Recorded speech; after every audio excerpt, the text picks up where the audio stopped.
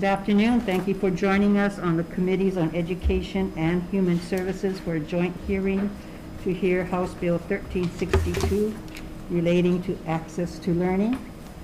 This meeting, including the audio and video of remote participants, is being streamed live on YouTube. You will find links to viewing options for all Senate meetings on the live and on-demand video page of the legislature's website. This Zoom meeting and YouTube live stream event will include the 3 o'clock joint agenda for the Committee on Education and the Committee on Human Services, the 3:10 p.m. joint agenda for the Committee on Education and the Committee on Health, and the 3:15 agenda for the Committee on Education. In the unlikely event that we have to abruptly end this hearing due to major technical difficulties, the committee will reconvene to discuss any outstanding business on Wednesday, March 24, 2021, and a public notice will be posted on the legislature's website.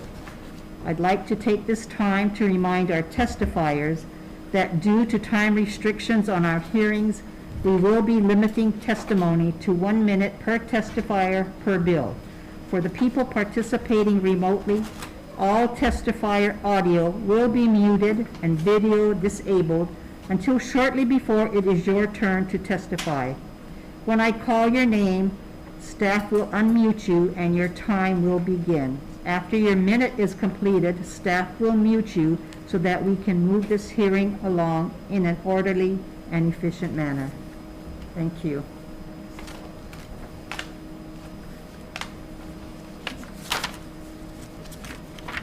For House Bill 1362, we have a number of testifiers. Terry Ushijima, Interim Assistant Superintendent from the Department of Education. Terry, please. Good afternoon. As Senate Committee on Education Chairs and Vice Chairs and the Committee of Human Services Chair and Vice Chair, Terry Ushijima testifying on behalf of Superintendent Christina Kishimoto. We stand on our written testimony and offer comment on HCR 162.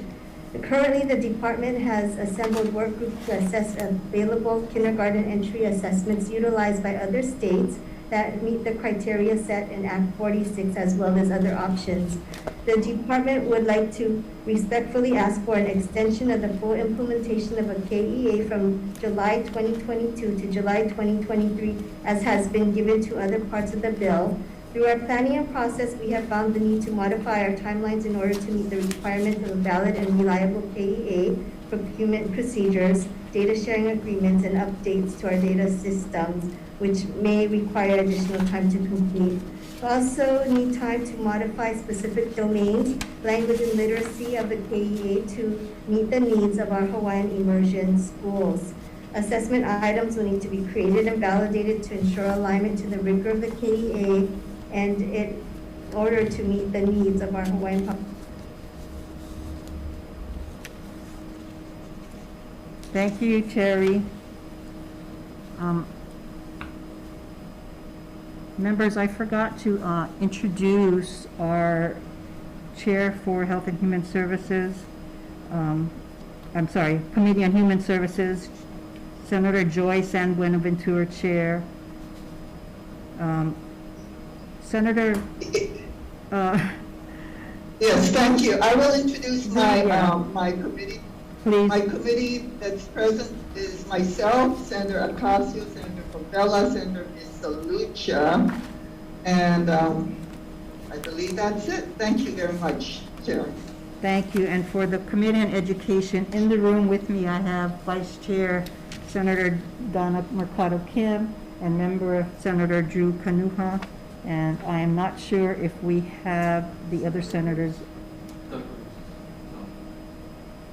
Senator De La Cruz and Senator Favela are virtually. Okay, next testifier on House Bill 1362 is Melissa Coloni, Deputy Attorney General. Good afternoon, Chairs Kijani and San Buenaventura. I'm Melissa Coloni, Deputy Attorney General. The department offers comments recommending the addition of language to allow a collection agency contracted by EOEL to collect a commission from a debtor. I'm happy to answer any questions you may have. Thank you. Thank you, Melissa. Next to testify, Kathy Betts, Director, Department of Human Services. Good afternoon, Chair Kidani, Chairperson Bonaventura. This is Dana Valente on behalf of Director Kathy Betts. The department stands in support of the intent of this measure. We provide comments and refer to the DOE and the Charter School Commission and the Executive Office on Early Learning on the impact of the proposal may have on them. We also respectfully request that any appropriation does not replace or adversely impact the already indicated in the executive budget. The committees have our written testimony. We respectfully request 3 amendments, starting on page 5 of our testimony for section 8.5, and then on page 7 for 2 amendments in section 8.3. I'll be available for questions if any. Thank you for this opportunity. Thank you, Dana.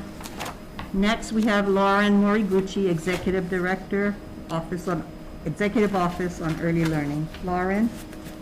Good afternoon, chairs, vice chairs, and committee members. UEL supports the intent of House Bill 1362 HD1.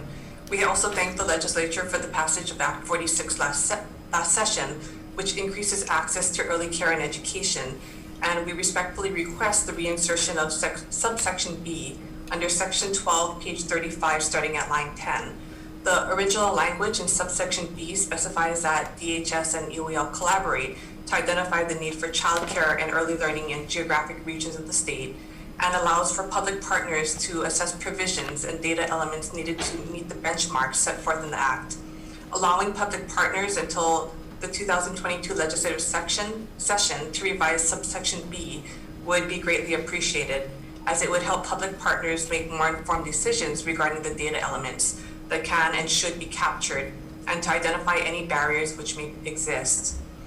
In our review of House Bill 1362 HD1, we also found that there are conflicting dates. Therefore, within our testimony, we've proposed language to address this. Thank you, Lauren. Next to testify, Robert Peters, Chairperson for the Early Learning Board. Bob, please. Thank you, Chair Kidani and Chair Bonaventura. The Early Learning Board appreciates the legislature's continued efforts to expand access and opportunity for early learning to our Keiki families, and particularly for recognizing the need to make amendments through HB 1362, given the impact of COVID this past year. The Early Learning Board stands on its testimony supporting the intent of HB 1362 HD1, offers comments, and one proposed amendment related to facilitating the coordination of moving Act 46 forward. Thank you for this opportunity, and I'll be available for questions if needed. Thank you, Bob. Next to testify, Yvonne Lau, Interim Executive Director for Hawaii State Public Charter School Commission. Yvonne, please. Thank you, Chair, Vice Chairs of the committees. Thank you for the opportunity to provide our comments on this bill. We stand in strong support of the provisions in this bill that establishes an early childhood education stipend program. And we ask that rather than allowing the Commission to exempt our Native Hawaiian language medium early learning programs, that they be also allowed to use in their own language and culture-based assessments and provide the data that the kindergarten readiness assessments are seeking to capture. Thank you for the opportunity to provide this testimony. I'm available for questions if you have any. Thank you. Thank you, Yvonne. Next to testify, Wai'ali Ali Sarsona, testifying for Kamehameha Schools. Wai'ali Ali, please. Aloha, Chair Kidani and Chair San Buenaventura. Mahalo for the opportunity to testify. We testify in support with comments. We are asking that this committee consider adding Act for coordination purposes to enable Act 46 to be successful in its implementation. And we also look forward to continued collaboration and private partnerships, private and public partnerships to make Act 46 happen. And thank you for the opportunity to testify. Thank you, Wai'ali Ali. Next to testify, Sherry Nakamura, Director, He'e Coalition. Sherry, please. Aloha chairs, vice chairs, and members of the committee. My name is Sherry Nakamura, Director of HEA Coalition. HEA supports the amendments to Act 46 laid out in HB 1362 HD1. In particular, we like that the detailed language has been added regarding the kindergarten entry assessment, or otherwise referred to as KEA, and that a definitive effective date has been set. The statewide KEA, along with prior early learning program attendance disclosure, can help inform stakeholders, can help inform the state on how well our early learning programs have prepared our children. To ensure that we are on track to implement the KEA by July 1st, 2022, we make suggestions in our written testimony. Thank you for this opportunity to testify. Thank you, Sherry. Next to testify, Kathleen Allgaier for Hawaii Children's Action Network speaks. Kathleen, please. Aloha, Chair Kidani and Chair San Buenaventura. I'm Kathleen Allgaier with Hawaii Children's Action Network speaks, testifying in support of this measure. We think that the provisions in this bill are necessary to move Act 46 forward. And I just want to highlight a couple of sections related to restoring funding for the preschool open doors program that was cut in the budget bill, and then also for DHS program staff to ensure that they have enough staff support to implement the measure as intended. Thanks for the opportunity to testify today. Thank you, Kathleen. Members, that's all the testimony, the oral testimony we have. We do have a number of written testimony. Members of the Education Committee, are there any questions that you have for our testifiers? Senator Kim, please. Aloha. I do have two questions. On page 2 of the bill, line 12, well, it starts before that, but shall immediately following the completion of a certificate, degree, or license program, the stipend recipient shall provide early education, early care and education services directly to children from birth to 5 years old. Are we starting from birth? This question is for... I'm not sure who can answer this. Is that the intent? Yeah. Is this for Lauren, this question? Lauren?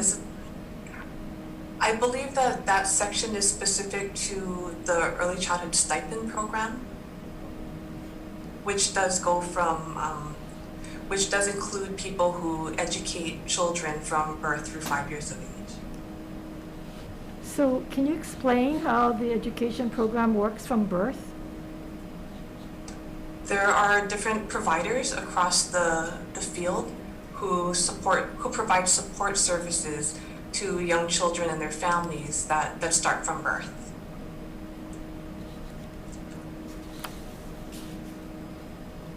What education programs do they provide to a child that just was born? Well, the programs include early care and education. So it includes family child care providers, home visiting providers, those who are providing center-based care as well. And is that... Although I believe this bill is specific to increasing access for 3 and 4 year olds. There was also the stipend program, which is included in a different bill that was inserted, where the language was inserted into this. Is there certain requirements? Anybody can get this for a newborn baby? It's for people who are interested in going into the field of early learning, who are taking coursework through the university system. Okay, I guess I'm just confused about, I know this for early learning, I know it's like, you know, kindergarten, preschool, 3 to 4, but seeing that from birth, I'm a little confused as to... I'm not sure why the stipend bill is included in this particular bill, but the stipend bill, the purpose of the stipend bill is to increase the workforce of early care and education providers across the field, which includes all ages, from birth through 5 years old. Okay. I have a question for the Attorney General.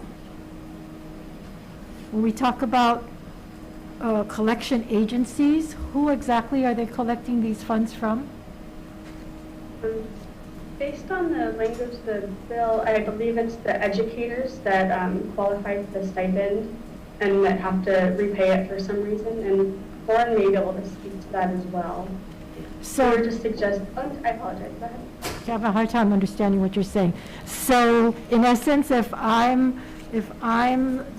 get the stipend, I qualify for the stipend, and I don't get the stipend, then who am I collecting it? I go to a collection agency to collect it from who? The state? I believe the collection agency is going to be working on behalf of EOEL, and it's my understanding if the recipient of the stipend doesn't meet all of the program requirements, they may be required to pay back a portion of it. And so the collection agency would be going after essentially those individuals. Oh, I see. To repay the stipend, yeah. Okay. So we were just wanting to make sure that they are, that we're adding language to allow that to occur under the existing framework of the collection statute. Okay, I appreciate that clarification. I thought that they were going after the state because the state wasn't paying them the stipend, but it's the other way around. Okay, got it. Thank you. Thank you, Madam Chair. Members, further questions? Chair San Buenaventura, does your members have any questions? I don't believe so. Do members have any questions? No. We're good. Thank you. Thank you. Terry Ushijima, are you still there? Yes. Can you just briefly explain to the committee why you're requesting the full implementation be pushed back to July 2023? Yes, as our work group has met and we've been looking more deeply into this, we know that one piece would be if the RFP process, if we're to seek a product that is ready to use, and also there's, and we've been doing some exploring, if we get a product that is ready to use, we anticipate that we will need to have some modifications and some development for sections of it because to meet our kaipuni needs for the Hawaiian immersion schools. And that is an area that we need more time to take a look at more carefully so that we do a good job. Thank you. We're going to call a recess. Can I ask one more question? Go ahead, I'm sorry. Senator. So you're asking, the department is asking for $1.5 million approximately for this programs, for the stipends? The cost that we are requesting in our testimony is for the actual tool, the instrument, and the first year of implementation is slightly higher. But we would also need to take into account the modifications, translations to accommodate the Hawaiian language version, and also looking at approximately 2 days per teacher for adequate training to administer the KEA properly. So that's it's a estimate at this time based on the information that we have. So the 1.5 million is an estimate, but it doesn't include the stipends itself? It does. So It does. Approximately it's 350,000 for the instrument, the tool. If we use something typical to what we've been looking at, what we've been seeing that's out there, and annually it would probably be about 300,000 to continue.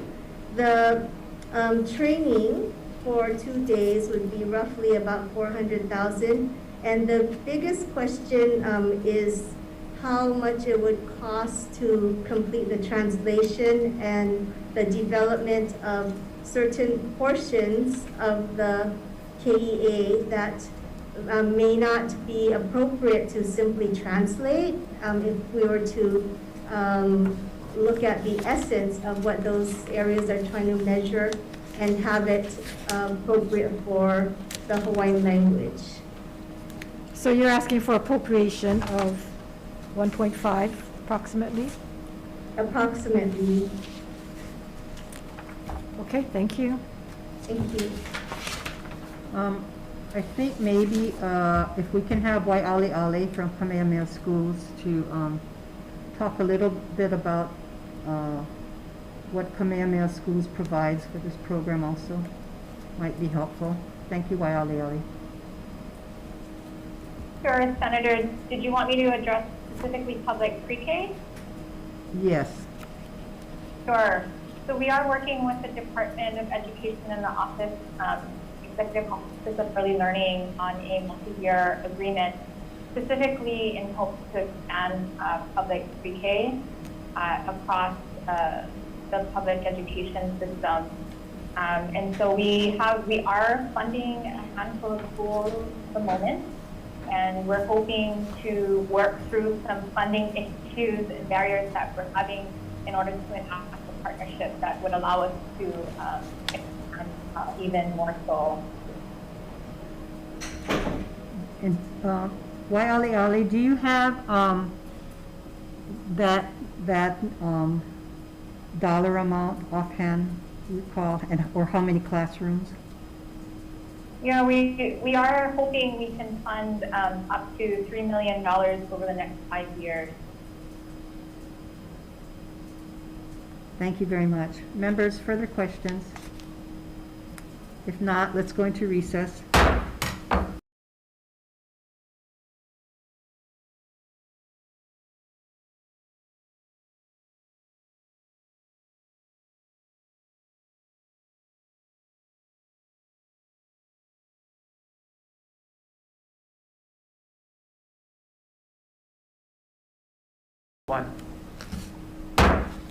Welcome back to the joint committee hearing for the Committee on Education and Committee on Human Services.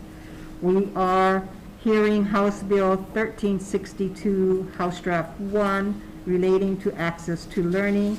Recommendation of the chair is to pass with amendments, and the amendments are as follows. Add clarifying preamble language noting the need for longitudinal tracking of education and workforce outcomes of students. Taking the AG recommended amendments to the stipend collection program. On page 33, line 14, adding section 13 to the sections being amended. Adding section 13 from Act 46, amending HRS 27-7 to clarify interdepartmental data sharing through the statewide longitudinal data system for the purposes of evaluating outcomes through early education to workforce. On page 35, subsection B, we will be reverting this section back to the original bill language.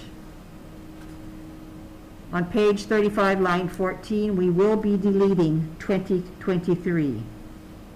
On page 37, section 15, we will be clarifying that DHS will be providing licensure for the purposes of health and safety only. Reverting the eligible date for kindergarten back to on or before December 31st, starting school year 2024. Inserting an appropriation of 1 FTE for fiscal year 22 and fiscal year 23 to coordinate, staff, and facilitate the implementation of Act 46.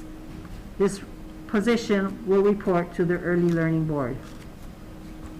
Removing the prohibition for private funds to go directly to DOE schools for the purpose of opening pre-K classrooms. All classrooms formed using private funds to establish such classrooms must conform to all policies, procedures, and standards of the Executive Office of Early Learning. We also have some technical and non-substantive amendments. Members, questions? Chair San Buenaventura, any questions? No, you did a lot of work with this one, Chair. Thank you so much. Thank you. The recommendation of the chair then is to pass House Bill 1362 HD1 with the amendments just read. Chair votes aye. Chair votes aye. Vice Chair Kim is excused. Senator De La Cruz. Aye. I vote aye. Senator Favela. Was that an aye? Aye. Okay. Chair, you got 4 ayes. Recommendations adopted. Thank you. Chair San Buenaventura for your vote. Thank you so much. For Human Services Committee, same recommendation. Senator Misalucha, are you available to vote? Yes, I'm here. Okay, chair votes aye. For Committee on Human Services, as it relates to HB 1362 HD1, Chair recommends pass with amendments. Chair Buenaventura says aye. Senator Ihara? Aye. Senator Joe? Aye. Senator Misalucha votes aye. Senator Favela? Aye. You have 5 ayes. Your recommendation is adopted, Chair. Thank you. This Thank meeting you is very much. This meeting is adjourned.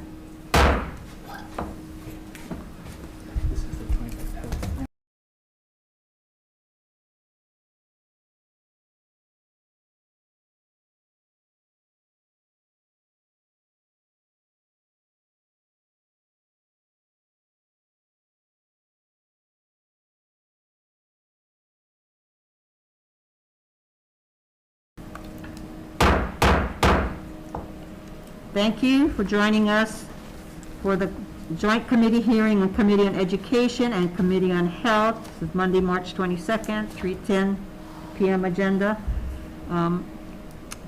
This is to hear House Bill 812, House Draft 1, relating to trauma-informed education. And to testify,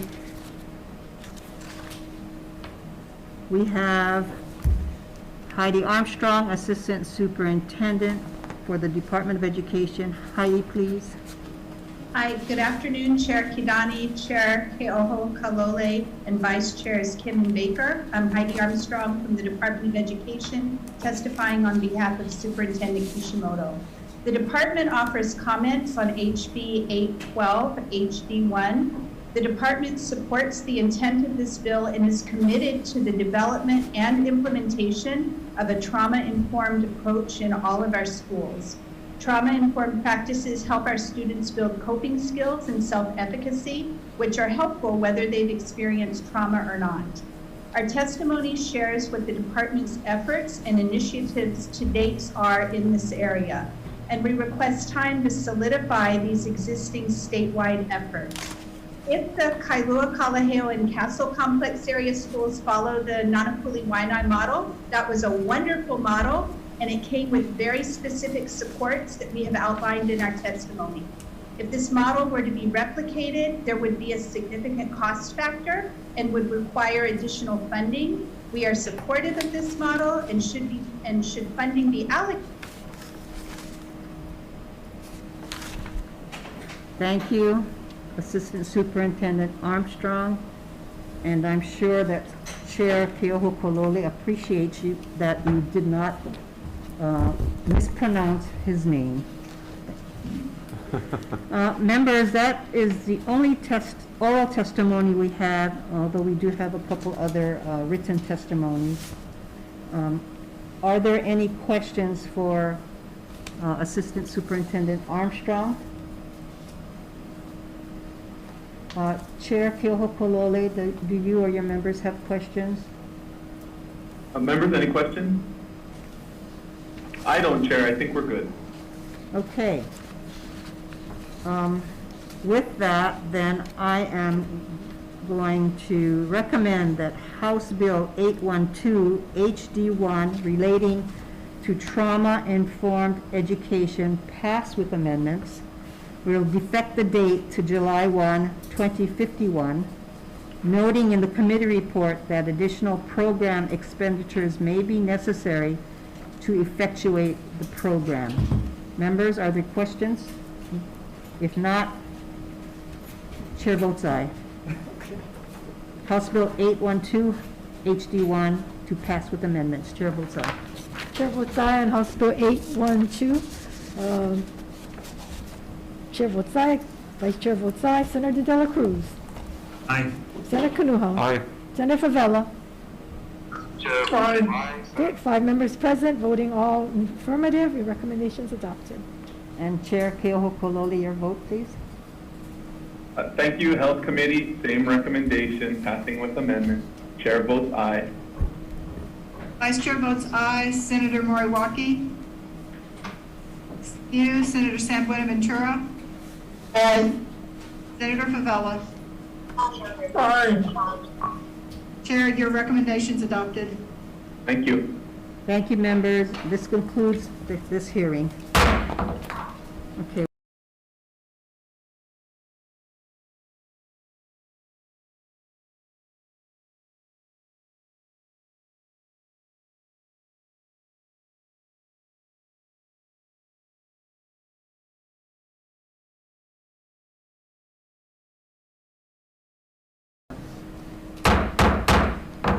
Thank you for joining us for the 3:15 agenda of the Committee on Education. This is Monday, March 22nd.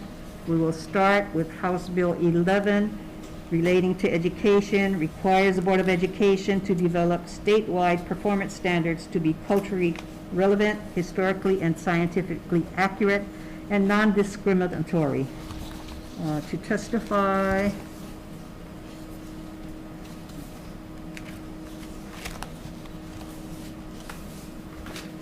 we have Cynthia Covell, Assistant Superintendent for the Department of Education. I'm sorry, am I on the wrong one? Yep, I am. Sorry.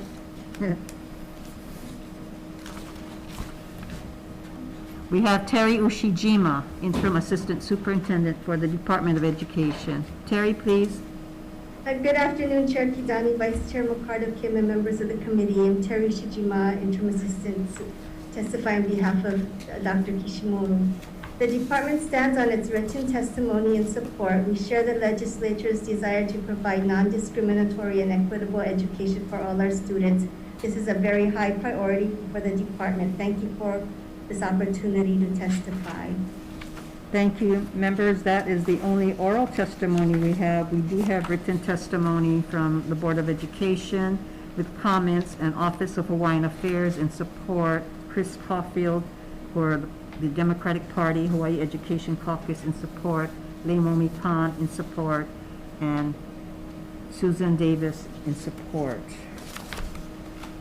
Moving on to the next item, House Bill 546, House Draft 2, relating to education, requires complex area superintendents to report directly to the Superintendent of Education, makes appropriations.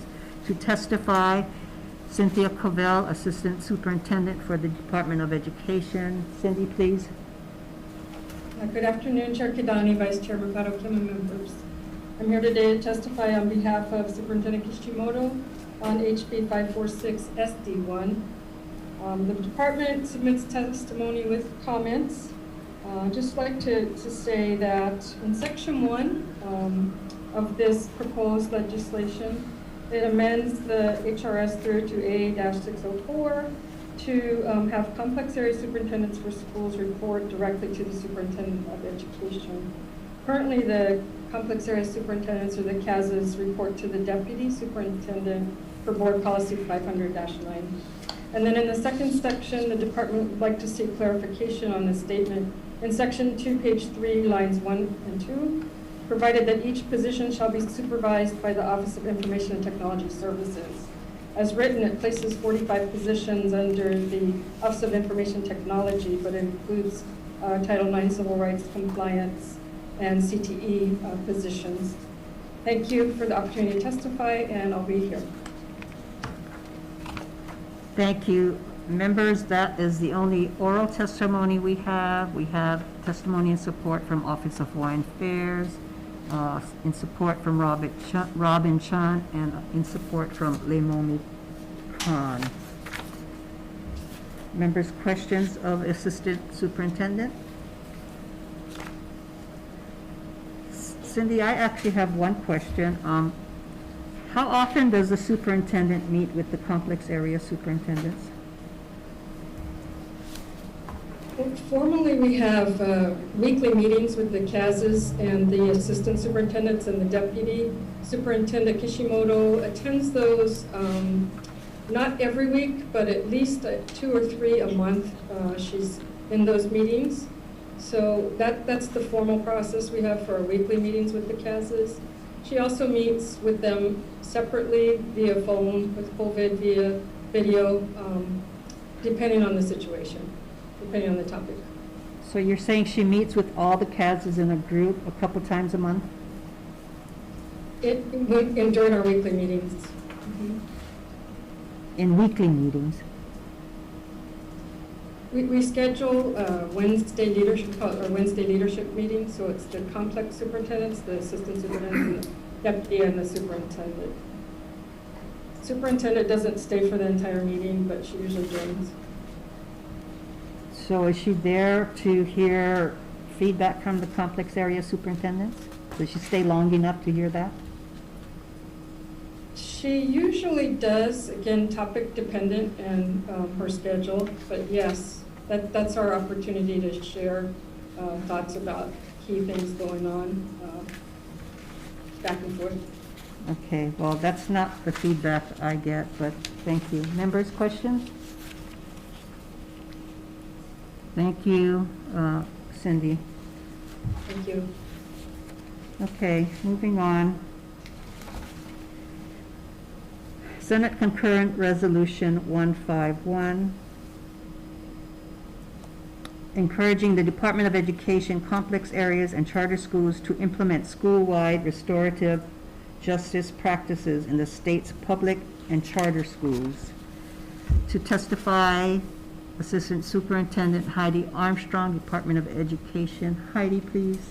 Hi, good afternoon, Chair Kidani and Vice Chair Kim. Heidi Armstrong, Department of Education, testifying on behalf of Superintendent Kishimoto. The department stands on its written testimony in support of SCR 151, encouraging the Department of Education, complex areas, and charter schools to implement school-wide restorative justice practices in the state's public and charter schools. And I thank you for this opportunity to testify. Thank you, Heidi. Scott Young, MD. Scott, please. Yes. Oh, hello, Honorable Committee. I'm Scott Young. I'm a physician and director of the Network for Nonviolent Communication, the Taryn James Young Foundation, 501c3 nonprofits, and we have been working in the schools here on Maui for over 5 years to bring restorative practices to the schools.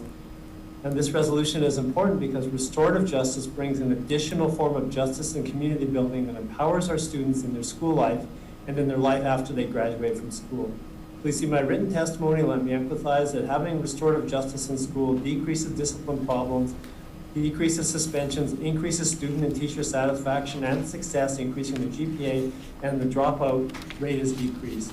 Restorative justice at its core means looking at the incident as to what happened, not what rules were broken, looking at what harm has resulted from this incident and what obligations come out of that harm, and then what needs to be done to make this right again as much as possible. Rather than punishing, we look at what needs to be done to make things right, because unfortunately, punishment has never truly solved the problem or changed the behavior. Thank you. Thank you very much, Dr. Young. Members, that concludes the oral testimony. We have a number of written testimonies, all in support. Members, are there any questions for our testifiers? If not, moving on to the next item, Senate Concurrent Resolution 154 and Senate Resolution 118, urging the Department of Education to coordinate with the Department of Commerce and Consumer Affairs to implement a graduation requirement of at least a half credit in financial literacy during the junior year or senior year. 152 or 154? 152?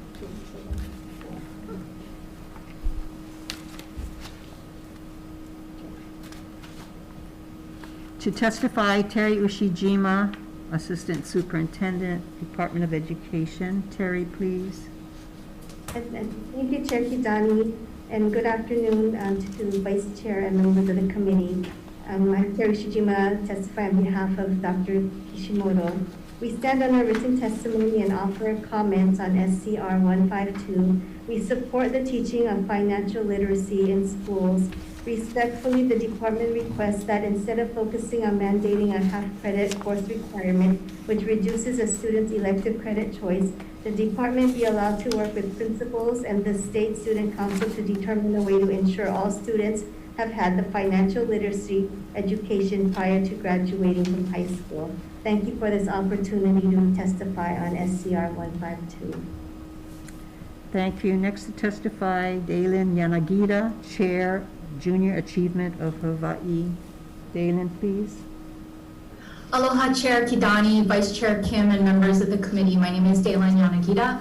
On behalf of Junior Achievement of Hawai'i, I want to thank you for this opportunity to provide testimony on SCR 152. We stand by our testimony in strong support of SCR 152. Junior Achievement is committed to work in collaboration with and provide resources to the Department of Education in delivering education courses in financial literacy. JA has a 60-year history of providing this education, and we remain committed to delivering our mission to our young people. Thank you for the opportunity to provide this testimony, and I'm open to any questions. Thank you, Dalen. We also have a written testimony from Marvin Dang. That concludes the testimony. Members, questions for our testifiers? I have a question for Terry, please. Yes, Chair. So, Terry, you in your testimony request that the department be allowed to work with principals and the Hawaii State Student Council to determine a way to ensure all students have had financial literacy prior to graduating from high school. So what's the plan? I mean, this isn't something new. In fact, I know a number of years ago we had a financial literacy task force that gave some recommendations to DOE. Whether any of that was done, I don't know, because this issue keeps coming up. So what is the plan? So the plan would be to work closely with our secondary principals forum and to also include our student council students.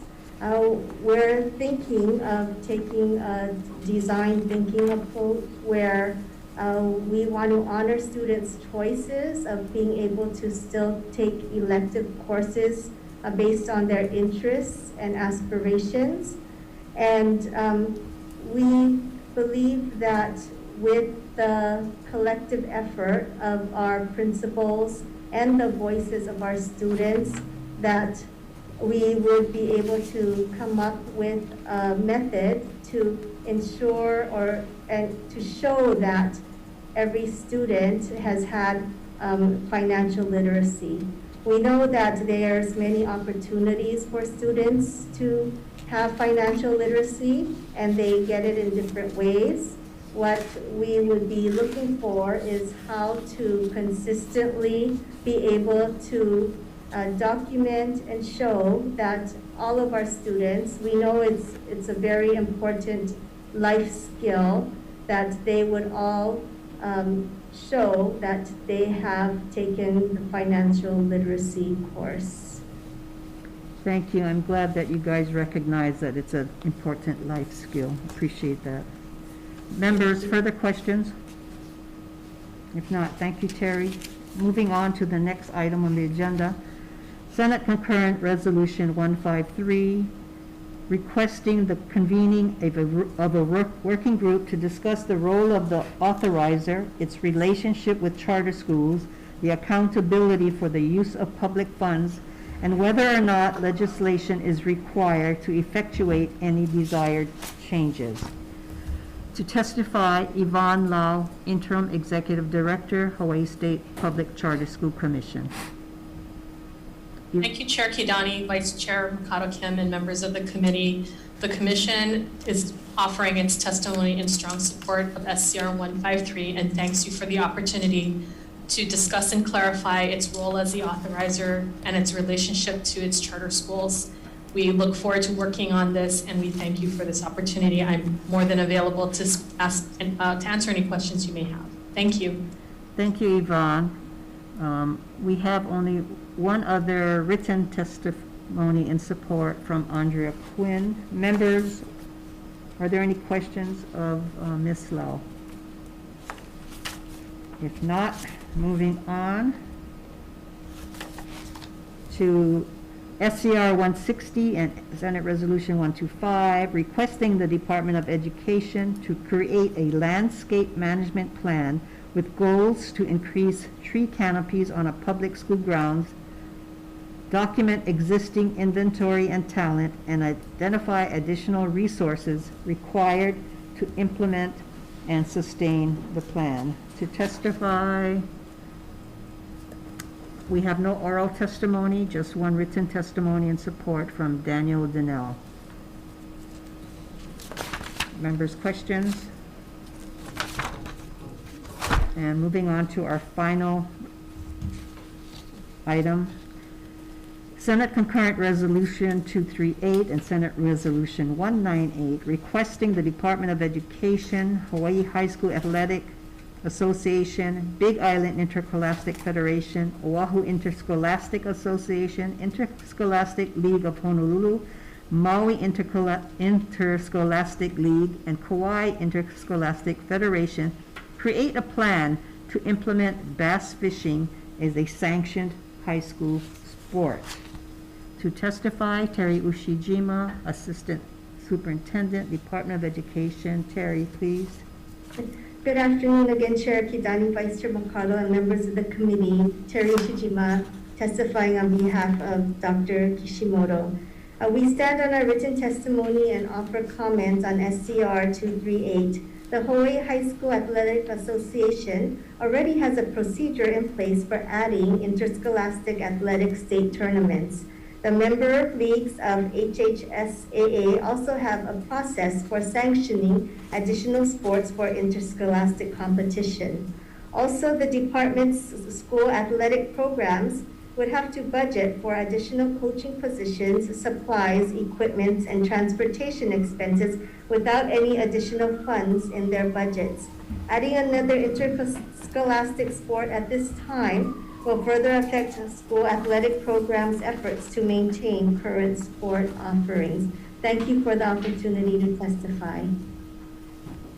Thank you, Terry. Members, there are no further testifiers. Are there any questions for the Department of Education? Terry, I have a question. You have, you say you need to budget at least 42 coaching positions or approximately $100,000 plus supplies. 42 is for all the high schools? I have Mr. Ray Fujino here who can answer your questions. Hi, Chair Kidani. Yeah, that's correct. The 42, we're just saying if all high schools offered it, that would be it. And at least one head coach. The average head coach is paid about $2,500.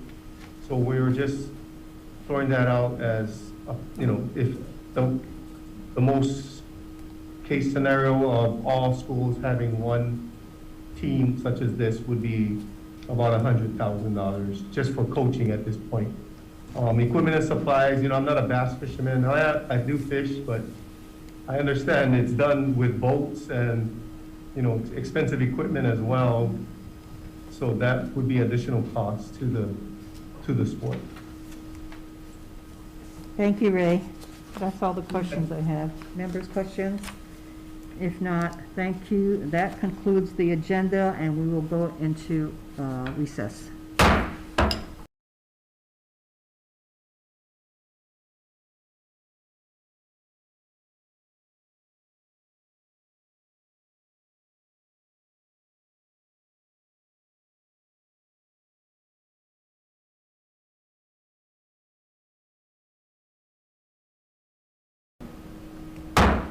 Reconvening the Committee on Education, the 3:15 agenda. So for House Bill 11 HD1, Recommendation of the chair is to pass with amendments, noting the concerns of the Board of Education and amending this measure to do the following. Page 3, line 20, changing shall to may. Page 4, section 3, that the board may consider that curriculum be historically and scientifically accurate and non-discriminatory with regard to race, ethnicity, sex, gender identity or expression, sexual orientation, color, religion, ancestry, or disability. Questions, members? If not, chair votes aye. Okay, chair is voting aye on House Bill 11. I'm going to just take the vote to see if everybody is still here. Vice Chair votes aye. Senator De La Cruz. Aye. Senator Kanuha. Aye. Senator Favela. Aye. Okay, all 5 members present, voting in the affirmative. Recommendations adopted. Thank you. House Bill 546 HD2. Recommendation of the chair is to pass with amendments. Amendments are to insert the proposed SD1 to place the complex area superintendents under the superintendent, add 15 Title IX civil rights compliance officers, 1 for each complex area, add 15 data processing staff, 1 for each complex area, add 15 career and technical pathway positions, 1 for each complex area. Members, questions? If not, House Bill 546 HD2, chair votes aye. Okay, chair votes aye on House Bill 546. Any members present voting with reservations? Any members voting in opposition? Hearing none. 5 members present, all voting aye. Recommendations adopted. Thank you. SCR 151, encouraging the Department of Education complex areas and charter schools to implement school-wide restorative justice practices in the state's public and charter schools. Recommendation is to pass with amendments, deleting reference to justice, as the aim should be to have a comprehensive system of supports prior to youth becoming involved with the justice system. Also technical and non-substantive amendments. Members, questions? If not, recommendation SCR 151 pass with amendments. Chair votes aye. Chair votes aye on SCR 151. Any members voting with reservations? Any members voting in opposition? Hearing none. 5 members present, all voting aye. Recommendations adopted. Thank you. For SCR 152 and SR 118, urging the Department of Education to coordinate with the Department of Commerce and Consumer Affairs to implement a graduation requirement of at least a half credit in financial literacy during the junior year or senior year. Recommendation of the chair is to pass as is. Members, questions? If not, chair votes aye. Chair votes aye on SCR 152 and SR 118. Any member voting in opposition? Any member voting with reservations? Hearing none, all 5 members voting aye. Recommendations adopted. Thank you. For SCR 153, requesting convening of a working group to discuss the role of the authorizer, its relationship with charter schools, accountability for use of public funds, and whether or not legislation is required to effectuate any desired changes. Recommendation of the chair is to pass with amendments, including a representative of a conversion and Hawaiian immersion charter school to the working group. Also clarifying that any legislative recommendations should include national best practices as applicable to Hawaii's public charter school system and focus on positive student outcomes in public education. Members, questions? If not, chair votes aye. Chair votes aye on SCR 153. Any member voting with reservations? Any members voting in opposition? Hearing none. 5 members present, voting aye. Recommendations adopted. Next is Senate Concurrent Resolution 160 and Senate Resolution 125, requesting the Department of Education to create a landscape management plan with goals to increase tree canopies on public school grounds, document existing inventory and talent, and identify additional resources required to implement and sustain the plan. Recommendation of the chair is to pass as is. Questions? Not, chair votes aye. Chair votes aye on SCR 160 and SR 125. Any members voting with reservations? Any members voting opposition? Hearing none. 5 members present, voting aye on both measures. Recommendations adopted. Thank you. And the final agenda item, SCR 238 and SR 198, requesting that the Department of Education, Hawaii High School Athletic Association, Big Island Interscholastic Federation, Oahu Interscholastic Association, Interscholastic League of Honolulu, Maui Interscholastic League, and Kauai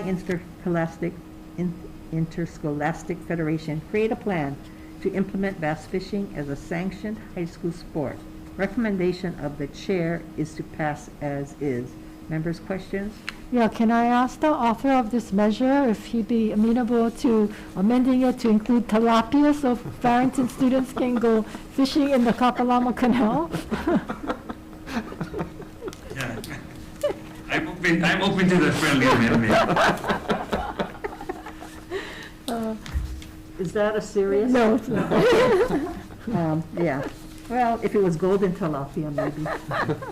Okay, if not, recommendation of the chair is to pass as is. Chair votes aye. Chair votes aye, because if it was a sport, I would have gotten an A. I used to catch plenty tilapias.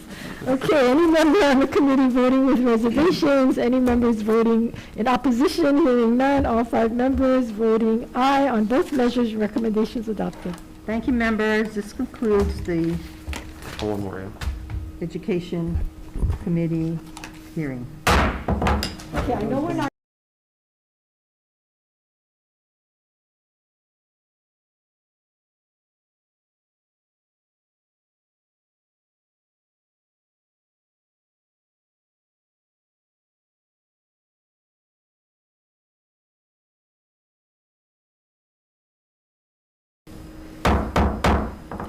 Thank you for joining us. This is Monday, March 22nd. We are going to do our 3:00 p.m. agenda, which was a measure deferred to Monday, March 22nd, 2021.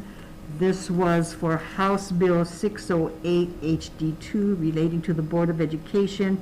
Requires the Board of Education to hold no less than 6 community forums annually with at least 1 forum in each county. Requires the board to include an open forum for public comments on non-agenda items. Requires a report to the legislature on implementing open forums. The recommendation of the chair is going to be to pass with amendments, inserting the contents of Senate Bill 810 SD1, amending the composition of the collective bargaining votes of the Board of Education as a Part 2 to this bill. The amendment eliminates the superintendent's vote in collective bargaining, leaving the governor with 3 votes and the board with 2 votes. Members, are there questions? You didn't post the amendment. You post CD1. SD1. You should have done it. Because it's a complete change, right? No, we're adding Part 2. No, I know, it's a complete add. Maybe JDC can hear it. I just want to cover our bases because it is new material, even though we took it up in another bill, because we're doing the same thing tomorrow, but we posted the SD1 to make sure the public knows we're putting that in. So what are you saying? We have to re-refer this to JDC? No, I would say ask JDC when they get it to have a hearing, because we've got to have a hearing on anything that's... Oh, when it goes over to JDC? Yeah, because we didn't hear it, we just Okay. decision make when you add it in. The best way would have been Okay, to... so let me, yeah, we can talk to Yeah. Winton them to clarify if we needed to post this or not. So can we pass this out still? Yeah, we can pass it out, but I just, Okay. in case there's a question as to the fact that we Okay, didn't so hear it. Donovan and Kurt, what Donna is suggesting when it goes to JDC that we should ask them to post the new language And have a hearing. and, yeah, have a hearing. Because this was heard in another bill. Senate Bill 810. When do you have to pass pass this over by? Tomorrow. Right, Tomorrow tomorrow's the deadline? Wednesday is the deadline. Oh, Wednesday. Yeah, Oh, Wednesday. you know what I would do is I would just post and ask for a waiver. At least you posted because I don't know if Carl's going to end up posting it if you want this bill. Okay. You can hold one on Wednesday, if you have a meeting on Wednesday, yeah. Because judiciary is probably going to have Tons. very time. have a hearing. So, what, defer again? Defer till Wednesday and post the thing and ask for a waiver on the floor tomorrow. Okay. If it's just, but if we're just deferring the end, I don't need a waiver, right? We can just defer at the end and then. Yeah, that's what I would do. Post till Wednesday, have a waiver. Just repost the bill. You gotta have a waiver. Because you're gonna be hearing it. Okay. Technically hearing it Okay, so we're deferring this. to Wednesday, Okay. Thank you, members. just to be safe. Okay. Meeting adjourned.